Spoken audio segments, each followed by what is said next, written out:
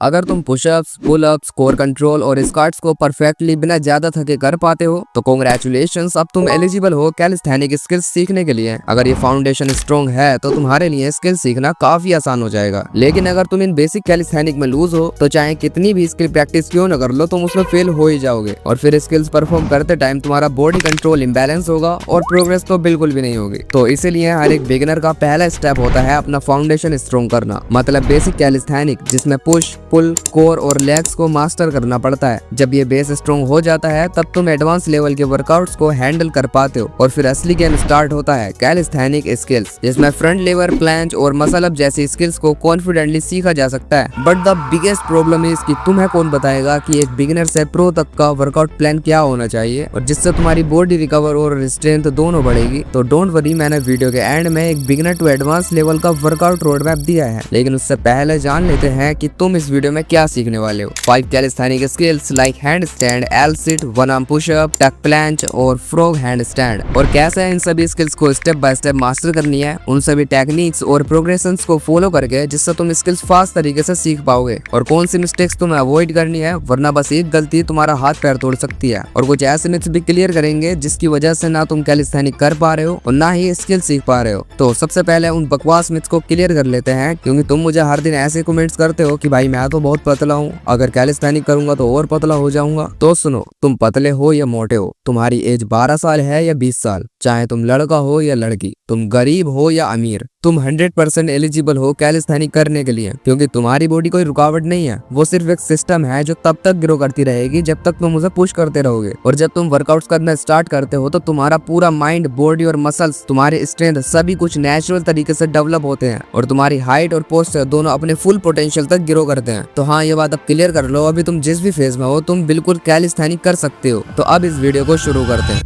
Skill number 1, hand stand. इस skill को सीखने के बाद तुम अपनी बॉडी को हर एक एंगल से कंट्रोल कर पाते हो। जब तुम अपने हाथों पर खड़े होते हो तब तुम्हारी बॉडी सिर्फ उल्टा नहीं होती, तुम्हारा माइंड भी एक काम और फोकस्ड मोड में चला जाता है। हैंड स्टैंड एक ऐसी स्किल है जो तुम्हें सिखाती है कंट्रोल सिर्फ मसल्स का नहीं, दिमाग का भी होता है। और एक बात और, कोई भी स्किल डायरेक्टली नहीं सीखी जा सकती। हर एक स्किल का अपना फाउंडेशन होता है, एक बेस जिसके बिना तुम उस स्किल को परफॉर्म ही नहीं कर पाओगे। अब हैंड स्टैंड को ही ले लो। जब तुम हैंड स्टैंड परफॉर्म करते हो तो तुम नोटिस करोगे कि तुम्हारा पूरा बॉडी कंट्रोल तुम्हारे शोल्डर्स, फोरआर्म और ग्रिप के ऊपर ही रहता है। मतलब सिंपल है, अगर ये 3 एरियाज स्ट्रॉन्ग नहीं होंगे तो बैलेंस करना ऑलमोस्ट इम्पॉसिबल हो जाएगा। इसी से अंदाजा लगा सकते हो कि हैंड स्टैंड सीखने से पहले तुम्हें कुछ ऐसी वर्कआउट्स आने चाहिए जो तुम्हारे शोल्डर और फोरआर्म स्ट्रेंथ पहले से ही बिल्ड कर सके। अगर तुम हैंड स्टैंड सीख रहे हो तो तुम्हारी इतनी स्ट्रेंथ तो होनी चाहिए कि तुम अपनी बॉडी वेट को कंट्रोल कर सको। इसके लिए तुमको एटलीस्ट 15 क्लीन पाइक पुशअप्स करनी आनी चाहिए। ये काफी इफेक्टिव और जबरदस्त एक्सरसाइज है हैंड स्टैंड सीखने के लिए, और मिनिमम 30 सेकंड्स तक फुल हैंड स्टैंड होल्ड करना आना चाहिए, तभी तुम्हारे लिए हैंड स्टैंड सीखना काफी इजी हो जाएगा। सो हैंड स्टैंड परफॉर्म करने से पहले तुमको प्रॉपर वार्म अप जरूर कर लेनी है। ये सिर्फ तुम्हें बेटर परफॉर्मेंस ही नहीं देता बल्कि तुम्हें इंजरी फ्री सेफ्टी भी देता है। इस ड्रिल को करने के लिए तुम्हें एक वॉल का सपोर्ट चाहिए होगा, और ध्यान रखना तुम्हारे आसपास कोई टेबल, चेयर या कोई हार्ड चीज ना हो, वरना लैंड करते टाइम चोट भी लग सकती है। अब कुछ इस टाइप से इस पोजीशन में आओ और दोनों हाथों को ग्राउंड पे रखो और एक लेग को वॉल पर सॉफ्टली किक करके वॉल के ऊपर लेकर जाओ। जब पहला लेग वॉल तक पहुंच जाए तब धीरे से दूसरे लेग को भी वॉल के ऊपर ले जाना। देन कांग्रेट्स, तुम हैंड स्टैंड पोजीशन में हो। स्टार्टिंग में तुम्हें बस 15 सेकंड्स तक होल्ड करने की कोशिश करनी है, फिर प्रैक्टिस के साथ साथ इस टाइम ड्यूरेशन को भी धीरे धीरे इंक्रीज करते रहना है। हर बिगिनर का सबसे बड़ा डर होता है कि कहीं मैं गिर ना जाऊं। तो अगर ये डर तुमने अपने मन से निकाल दिया तो तुम आधा हैंड स्टैंड ऑलरेडी सीख चुके हो। अगले कुछ दिन बाद जब तुम्हारा शोल्डर और कोर स्ट्रेंथ और स्टेबिलिटी काफी स्ट्रॉन्ग हो जाएगा तब तुमको वॉल सपोर्ट धीरे धीरे छोड़ना होगा। इसके लिए तुम्हें वॉल हैंड स्टैंड पोजीशन में आकर अपने लेग्स को धीरे से वॉल से हटाने की कोशिश करनी है। तुम्हें लगे कि तुम आगे की तरफ गिर रहे हो तो अपने फिंगर से पीछे की तरफ खुद को प्रेस करना, और अगर पीछे की तरफ गिर रहे हो तो अपनी हथेली से आगे की तरफ पुश करो। ये छोटी छोटी चीजें ही तुम्हारा बैलेंस बिल्ड करती हैं और ये क्लीन हैंड स्टैंड सीखने का रियल सीक्रेट है। अगर तुम पूरे डेडिकेशन के साथ हर दिन प्रैक्टिस करते हो तो सिर्फ 1 मंथ के अंदर तुम नोटिसेबल प्रोग्रेस देख सकते हो। हाँ जानता हूँ, कभी गिरोगे, कभी बैलेंस नहीं होगा, कभी प्रैक्टिस करने का मन भी नहीं करेगा, लेकिन अगर इन एक्सक्यूजेस को इग्नोर करके कंसिस्टेंट रहे तो आगे तुम भी जानते हो जो भी होगा गेम चेंजर ही होगा। और जब तुम पब्लिक प्लेस में कॉन्फिडेंटली परफॉर्म करोगे तो वो फीलिंग, वो साइलेंस कॉन्फिडेंट तुम्हें अंदर से चेंज करने लगेगा। हैंडस्टैंड सिर्फ एक स्किल नहीं है, ये एक जरिया है लोगों के सामने अपना ऑरा क्रिएट करने का। Skill number 2, L sit. ये स्किल जितना दिखने में इजी लग रही है उतनी है नहीं। इसको परफॉर्म करते टाइम तुम्हारी कोर स्ट्रेंथ, शोल्डर कंट्रोल और हिप पावर ऑलरेडी बिल्डअप होनी चाहिए। एल सिट को करने से पहले तुमको इसके बेसिक्स स्ट्रॉन्ग करना होगा, जिसमें तुमको 1 मिनट तक प्लैंक और 15 लेग रेजेस करना आना चाहिए, क्योंकि अगर तुम्हारा कोर स्ट्रॉन्ग नहीं होगा तो तुम एल सिट को परफॉर्म ही नहीं कर पाओगे। और दूसरा, टक प्लैंच होल्ड। ये एल सिट सीखने का सबसे आसान तरीका है। स्टार्टिंग में तुमको इसी की प्रैक्टिस करनी है और थोड़ी लेग फ्लेक्सिबिलिटी की एक्सरसाइजेस भी कर लेना, ताकि तुम्हारे legs easily L sit perform करते टाइम ऊपर लिफ्ट हो सके। तो अब एल सिट स्किल सीखने के लिए अगर तुम्हारे पास पैरालेट्स नहीं है तो कोई दिक्कत नहीं, तुम इसकी जगह बुक्स या फिर ईंट का भी यूज कर सकते हो। तो इसको परफॉर्म करने के लिए तुम्हारे लेग्स एकदम इस तरह से स्ट्रेट होने चाहिए और तुम्हारे हाथ हिप्स के पास बुक या फिर ईंट पर रखे होने चाहिए। और राइट, अब अपने फॉर्म पर फोकस करते हुए अपने शोल्डर को नीचे की ओर झुकाए रखना है और बैक पीछे की ओर झुका हुआ होना चाहिए और तुम्हारा कोर टाइट होना चाहिए, क्योंकि सबसे ज्यादा लोड तुम्हारे कोर पर ही आने वाला है। तो अब इस तरह से थोड़ा पीछे की ओर धीरे से जाना है और अपने लेग्स को ऊपर लिफ्ट करने का ट्राई करना है। ये स्टार्टिंग में तो इतना परफेक्टली नहीं होगा, लेकिन हाँ, प्रैक्टिस के साथ साथ ये इजी लगने लगेगा। जब तुम इसको एटलीस्ट 5 to 10 सेकंड्स तक करने लग जाओ तो मान लो तुम इसको सीख चुके हो। और अगर तुमसे इसके बाद भी एल सिट परफॉर्म नहीं हो रहा है तो अब तुमको वॉल का सपोर्ट लेना पड़ेगा। सिंपली एल सिट पोजीशन में आओ और अपने लेग्स को वॉल पर इस तरह से चिपका कर रखो और खुद को होल्ड करो। देन कुछ ही दिनों में सीखने लगोगे।